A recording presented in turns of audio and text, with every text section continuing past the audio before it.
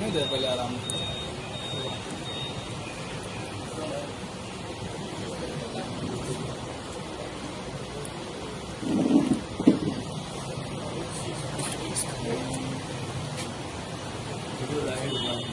और जला के काम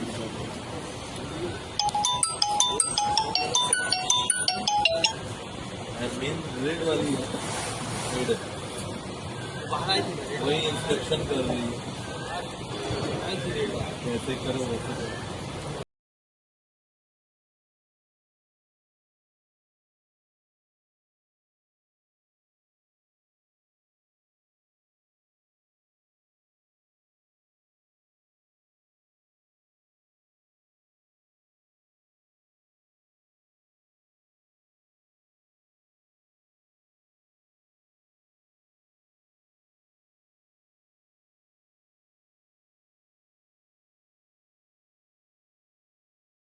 আপনারা কেউ নেই, তাহলে আমরা দুজন এখানে যখন বসে আছি আমাদের এই যুক্তিটা কেন দেয়া হচ্ছে যে অন্যরা আসুক তখন আমরা সবাইকে নিয়ে যাব? কেন তাহলে যুক্তিটা খেললো না? বসে আছে আমাদের ঢুকতে দিচ্ছে না, এখন নেমন্তন্ন করে পাঠাচ্ছে বিজেপি ক্যান্ডিডেট। আপনারা বিষয়টা একটা জানতে পারলেন কিভাবে? আমরা 4:30 পরে তো ক্যামেরাতে মুভমেন্ট দেখছি, ক্যামেরা নাম্বার 17 এ মুভমেন্ট। তারপরে তো আসলে আমাদের লোকেরা ইলেকশন কমিশনের এই স্ক্রুটিনির কাজে 3:30 4টে অবধি তো এখানেই ছিল, ফলে তাদেরকে জানানো হয়নি যে এখানে আবার ওই মেশিন খোলা হবে। এবার শেষ মুহূর্তে একটা করে মেল পাঠিয়ে দেওয়া হয়েছে, রুটিন ওরা হরবকত মেল পাঠায় নানা রকম।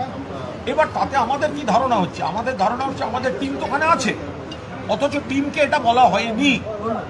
এবার যখন টিমের সঙ্গে আমাদের যোগাযোগ হচ্ছে, আমাদের সঙ্গে টিমের যোগাযোগ হচ্ছে, তখন ধরা পড়ছে এটা আনগার্ডেড। এবার শশীদি ছুটে আসছে নয়, এবার আমরা আসছি, আপনার বাইরের স্ক্রিনে দেখা যাচ্ছে ভেতরে লোক কাজ করছে, বাইরের স্ক্রিনে দেখা যাচ্ছে ভেতরে লোক কাজ করছে। ওদিকে সিও বলছেন স্ট্রং রুম সিল্ড, ওখানে কাজ হচ্ছে না। আরে লাইভ স্ট্রিমিং তো ইলেকশন কমিশনের ক্যামেরায় হচ্ছে, আপনারা দেখুন ওখানে কাজ হচ্ছে। এবার ধরুন বলছে যে ওই পোস্টাল ব্যালটে কাজ হচ্ছে। আমাদের বক্তব্য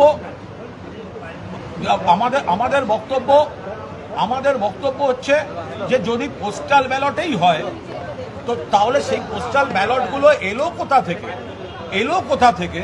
তো তার তো কোনো সোর্স এই ভিডিও ক্যামেরায় নেই। এই বিষয়টা হচ্ছে যে জিনিসটা ট্রান্সপারেন্টলি প্রত্যেকটা পলিটিক্যাল পার্টিকে জানানো হয় না কেন? কত গুরুত্বপূর্ণ। আপনার স্ট্রং রুম আপনাকে খুলতে হচ্ছে একটা কাজের জন্য, সেটা সমস্ত পার্টিগুলোকে জানাতে হবে। আর যখন দেখলেন কোনো পার্টি ছিল না, তাহলে খুললেন কেন?